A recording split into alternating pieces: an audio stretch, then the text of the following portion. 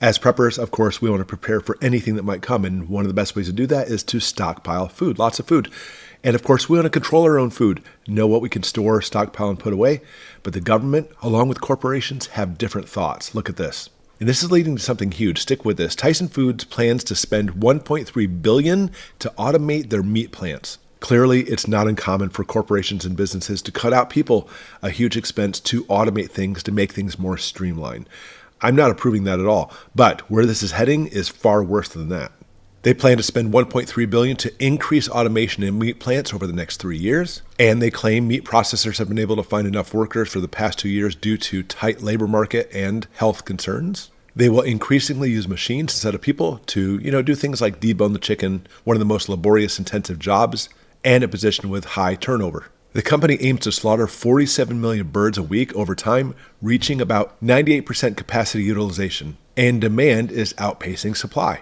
And this seems all well and good. It seems like Tyson's on the up and up, but we know they're not, for the fact that there's many articles in the past year how they have purposely closed down certain plants, not even trying to meet demand, and now shifting to other things, for example, bugs instead of chicken meat. But it's not just chicken, and this is not simply just one part of the problem. There's a bigger problem coming. For example, from Newsweek, there are now plans to track cows. It's raising alarm bells with Republicans. And long story short, there's another government shutdown looming with a huge bill, which includes $15 million to electronically track livestock.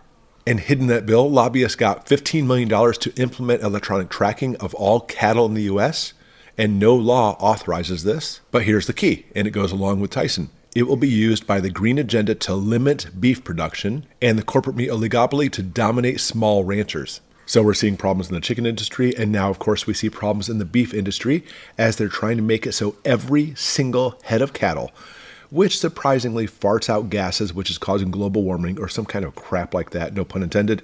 And now they want to track every single one of them, making it very difficult for even small ranchers to be able to make a living with their cattle.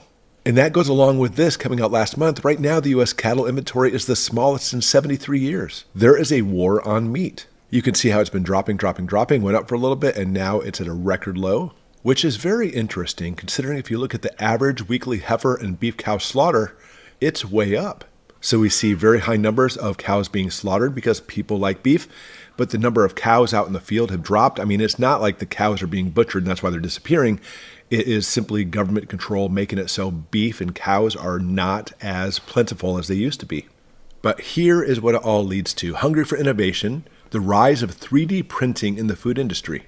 And this is not some kind of cool Star Trek replicator. They want to make it so there's literally food paste, things that we wouldn't eat, which I say it's probably from bugs, lab-grown meat, and make it so they can print off anything you want. Who needs to get the cows? Who needs to go out in the field and butcher those cows? Who needs the chicken?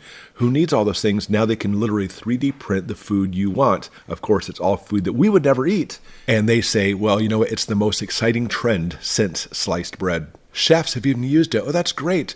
Printing meals in intricate patterns or creating bowls out of, not food, food substances. Don't believe me?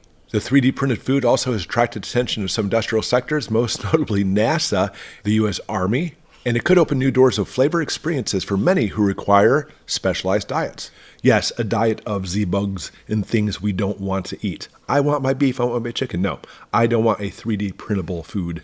Because here's what it comes down to. You ready? Here's the nitty-gritty. Edible materials for these printers include, well, some real food ingredients. They even say the word real themselves. Obviously additives, food industry byproducts, and compounds extracted from other foods. What other foods are we talking about here? These non-printable food materials must be made to flow, turning them into paste, gels, and powders. And they're saying the global staples are things like rice, meat, veggies, and fruit. But here we go. Other materials derived from industrial and agricultural food manufacturing processes, like fibrous potato byproducts, which are really bad for you, by the way. And here it is. Finally, and perhaps most importantly, cell cultures can create animal-free meat. Who knows? Maybe you like bugs. Maybe you like lab-grown meat. Put in the comments below if you like that kind of thing. I don't think we're going to see a lot of comments that say that, by the way. So as preppers, we need to be ready. Of course, self-sustainability is your key. Grow things on your own property. Have chickens, have a cow, have lots of stuff in your garden so we can bypass this. Because when it comes to getting food from the store, it's being pushed more and more and more. We have to go with this lab-grown stuff. And of course, restaurants, hopefully you don't go to a lot of restaurants anyway. Just it's not the best food in the world. But they're going to start printing off burgers for you instead of frying up the patties because they can't get the workers for it. That's what they claim. But now they can actually use lab-grown meat to be able to turn it around and make you a burger that they 3D print for you. This is the direction we're heading, everybody. And as preppers, we need to prepare for this kind of food. If you want to use that term, we need to prepare for this kind of food in the future. Thanks for watching.